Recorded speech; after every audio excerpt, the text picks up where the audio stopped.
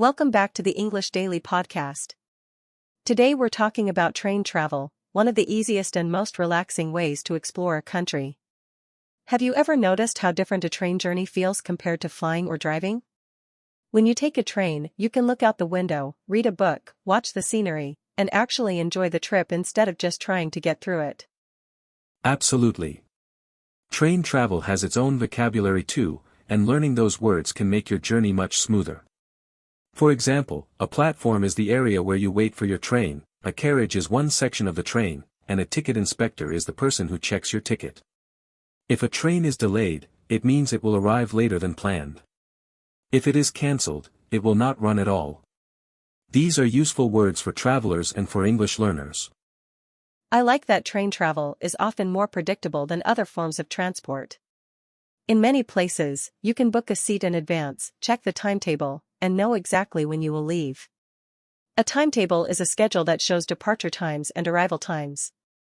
Another useful phrase is one-way ticket, which means a ticket for only one direction, and return ticket, which means you go and come back. Those small details can save a lot of stress. Yes, and when you travel by train, it helps to know some polite travel phrases. You might ask, "Excuse me, is this seat taken?" if you want to sit down. You could say, "Could you tell me which platform my train leaves from?" if you need help. Another practical phrase is, "How long is the journey?" That question is great when you want to know the travel time. Simple sentences like these can make you sound confident and friendly. Let's talk about why trains are also good for the environment.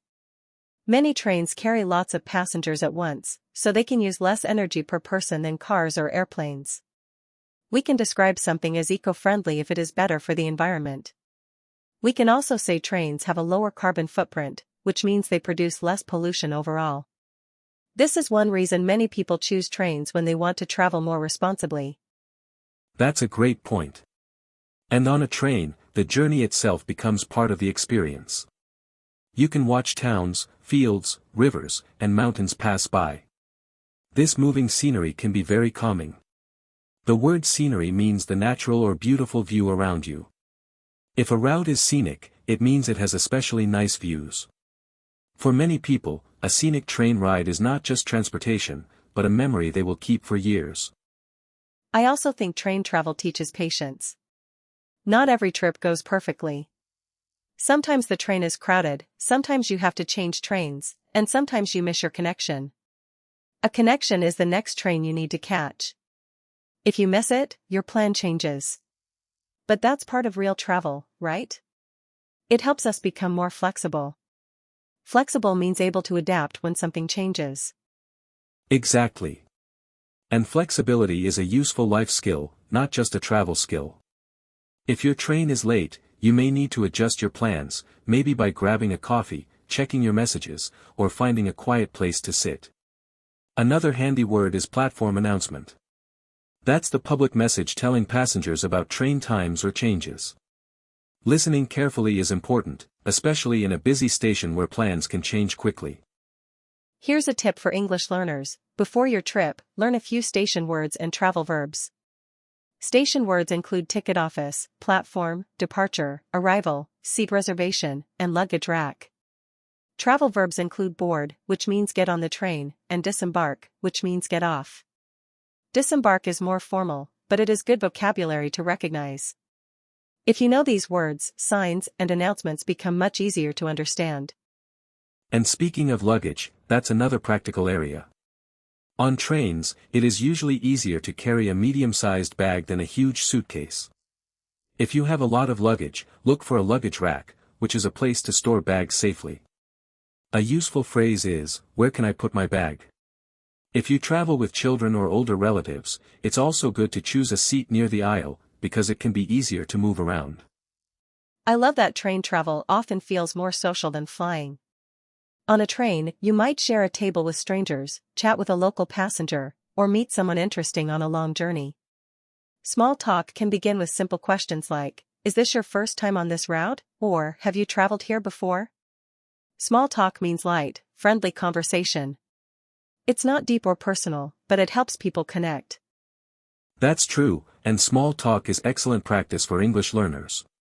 You don't need perfect grammar to have a good conversation. You just need curiosity and a few common phrases. For example, if you want to be polite, you can say, "Do you mind if I sit here?" or, "Could I ask you a question?" Polite language often includes words like please, could, and would. These words make your request sound softer and more respectful. Another interesting part of train travel is the time to think. Unlike driving, you don't have to focus on the road, so you can use the journey to read, study, plan your week, or simply rest. That makes trains perfect for productive travel. Productive means useful and effective. Some people review vocabulary cards, listen to podcasts, or write notes during their ride. In a busy life, that quiet time can feel like a small gift. I agree.